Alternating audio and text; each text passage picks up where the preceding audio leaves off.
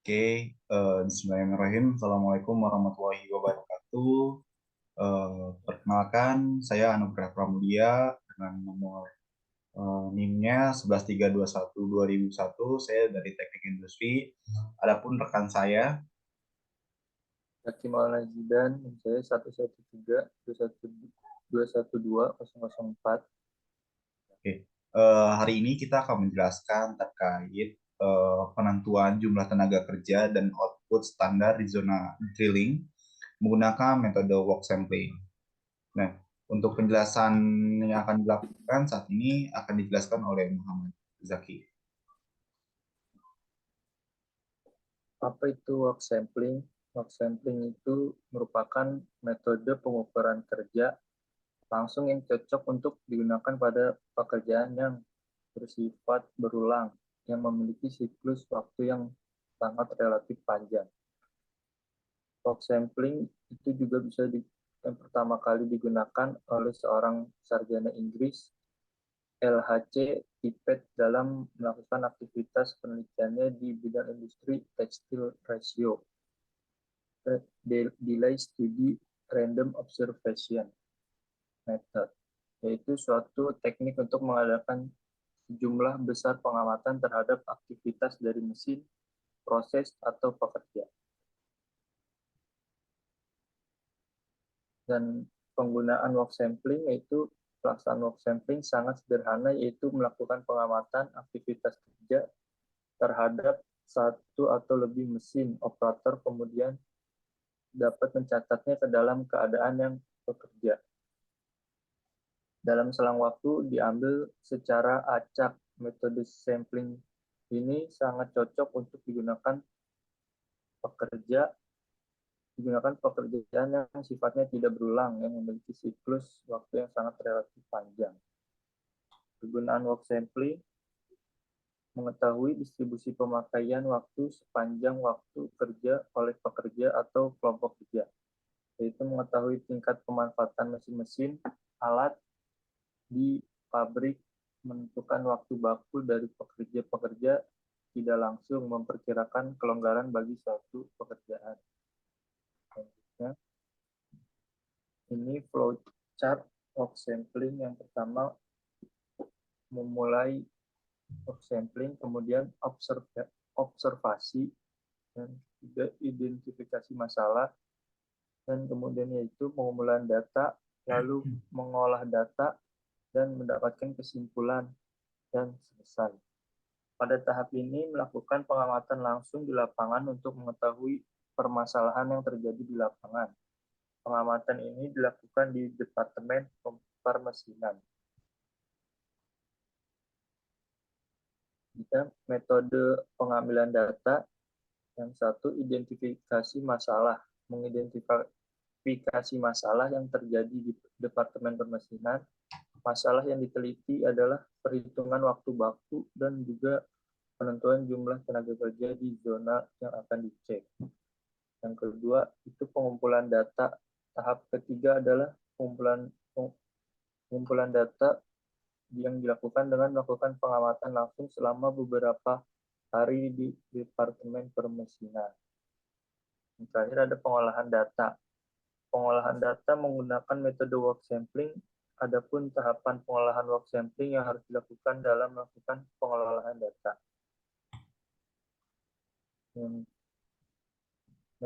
Ada metode pengambilan data. Yang pertama juga harus mengidentifikasi masalahnya. Yang mengidentifikasi masalah ini terjadi di Departemen Permesinan. Masalah yang diteliti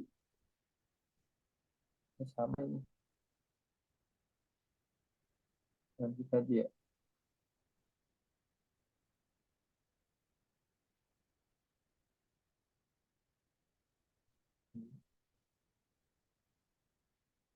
Metode pengambilan data yang satu itu menghitung persentase produktif. Dari hasil pengamatan dihitung nilai persentase produktif dari operator dengan rumus jumlah pengamatan dibagi dengan total jumlah pengamatan. Yang kedua ada pengujian kecukupan data. Uji kecukupan data ini diketahui dengan pengamatan yang sudah cukup atau tidak. Uji kecukupan data dilakukan dengan persamaan N aksen sama dengan K kuadrat 1 dikurang P dibagi S2 P. Yang ketiga ada perhitungan derajat ketelitian. Perhitungan derajat ketelitian ini pengamatan yang dilakukan untuk menentukan apakah hasil pengamatan yang dapat bisa dikategorikan cukup teliti. Dan yang keempat ada pengujian keseragaman data. Suatu data dikatakan seragam jika semua data berada di antara dua batas kontrol dengan rumus berikut.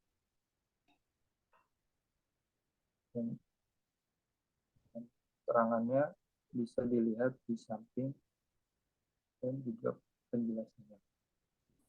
Dan selanjutnya, selanjutnya dalam menganalisa menggunakan metode work sampling, kita juga ada namanya itu menghitung waktu, yang dimana ada beberapa poin yang harus kita hitung. Yang pertama itu menghitung waktu siklus. Secara definisi, waktu siklus itu merupakan waktu penyelesaian rata-rata suatu kegiatan selama pengukuran dilakukan.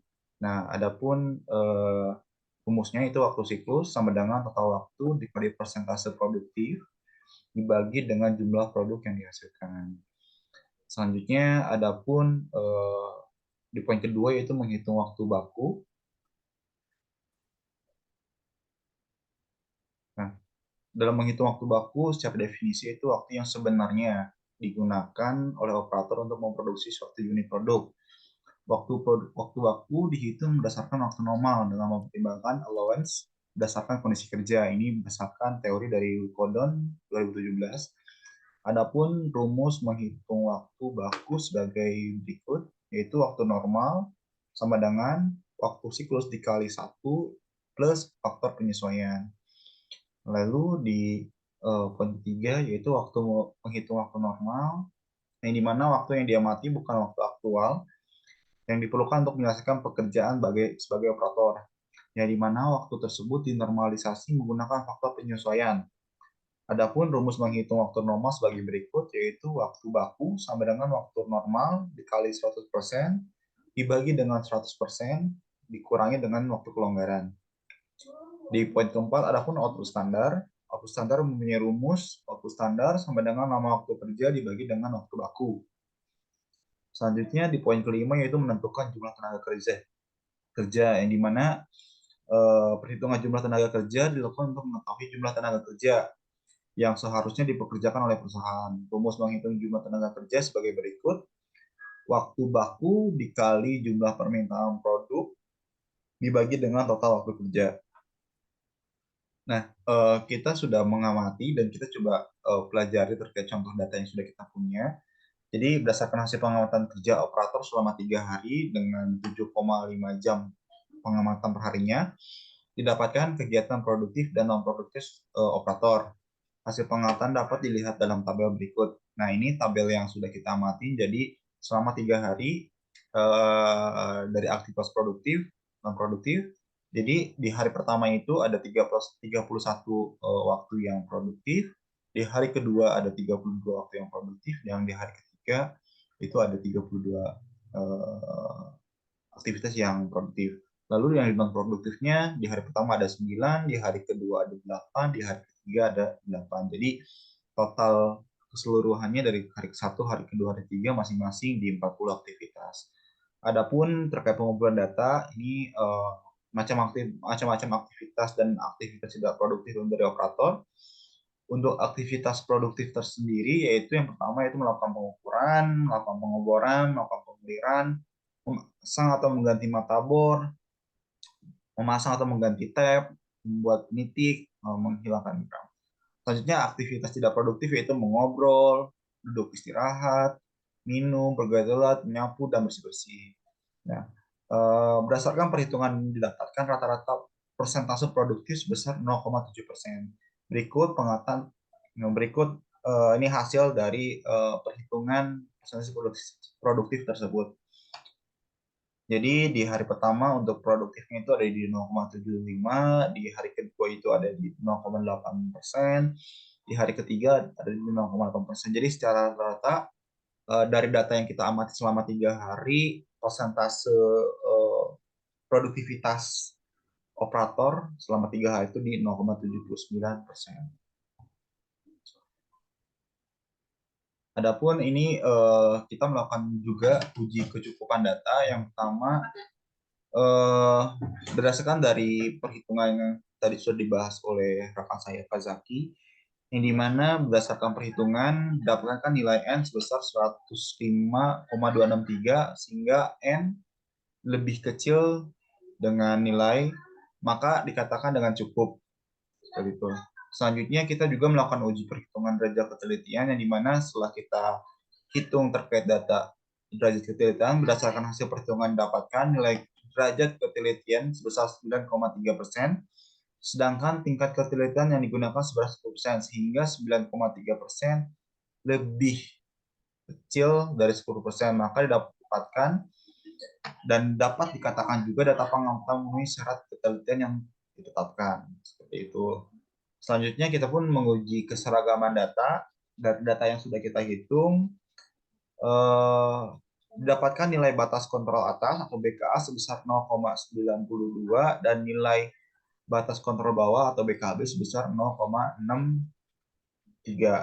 Seperti ini bisa dilihat di tabel oleh rekan-rekan semua.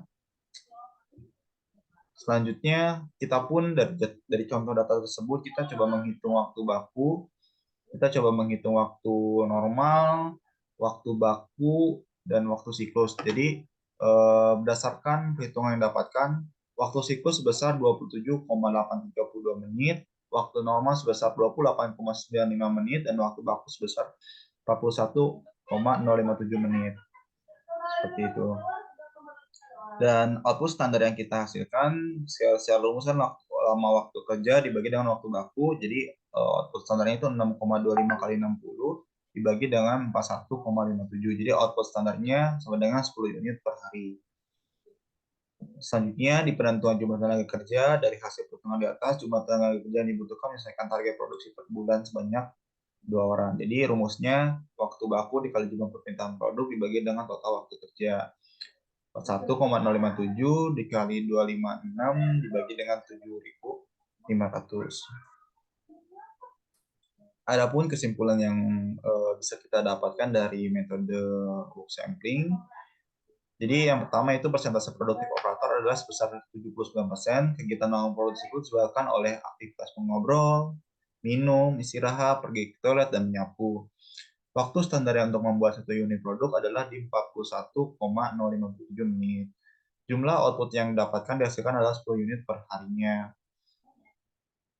Jumlah tenaga kerja yang dibutuhkan di zona drilling sebanyak 2 orang, jadi perusahaan harus menambah 1 orang pekerja di zona drilling agar target produksi dapat tercapai. Oke, mungkin sekian penjelasan dari kami. Terima kasih untuk waktu dan perhatiannya. Sekian dari kita. Assalamualaikum warahmatullahi wabarakatuh.